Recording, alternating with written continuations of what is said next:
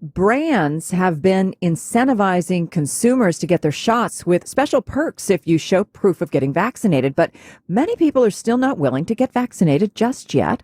For more, we are joined on the KCBS Ring Central Newsline by Adam Rizzieri, Chief Marketing Officer at Agency Partner Interactive. Thanks so much for being with us this afternoon.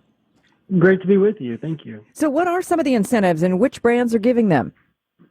Yeah, so in a nutshell, a lot of the big brands really are just trying to incentivize people with a return to normalcy, really kind of leveraging commercial time to sort of bring back some nostalgic elements, just good times with friends and public gatherings and being able to access public venues without fear.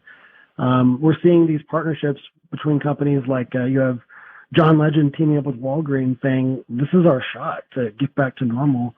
And other brands like Google kind of really just saying, hey, listen, we've been doing things virtually now for so long.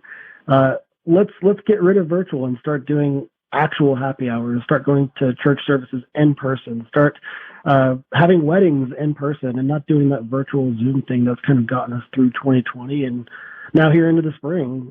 That return to normalcy really seems to be sort of the carrot. Okay, so about 40% of people aren't getting vaccinated just yet, and some of the stats, 18% say they're on the fence, 22% say they won't under any circumstances. With that level of hesitancy, will brands' encouragement go very far? Great question. So the answer is going to be yes and no. So to achieve herd immunity, a population has to achieve, depending on the disease, something like 83 to 94% of immunity, according to the WHO. We have 18% of Americans now in that maybes bucket. 22% are in the outright no's, like you said. Historically, about 12% of Americans are those who are the never vaxxers, like, I'm not doing it, not today, not ever.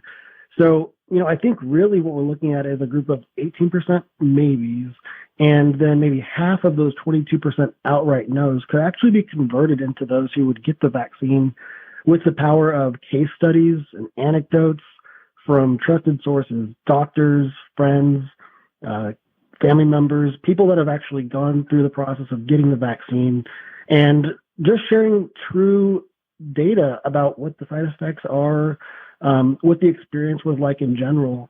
The truth is that, yeah, we might have 40% of Americans or so that are hesitant, but they're not saying no. They're just saying, give me more education, give me some data that I can trust and look to, before making a very personal decision about how I'm going to choose to adopt the vaccine myself. Any way to measure the impact of the brand's incentives?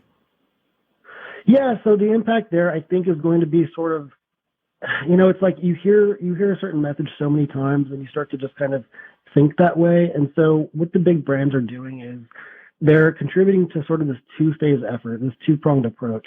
The air game, which is just what we're seeing from the big brands, a lot of mainstream advertising. We're seeing that from brands like Budweiser, Sam Adams. They're just trying to make the vaccine cool, right? They're just trying to make the vaccine seem sort of like this solution to our problem that can get us back to normal. And that's not enough for those who are in the no category.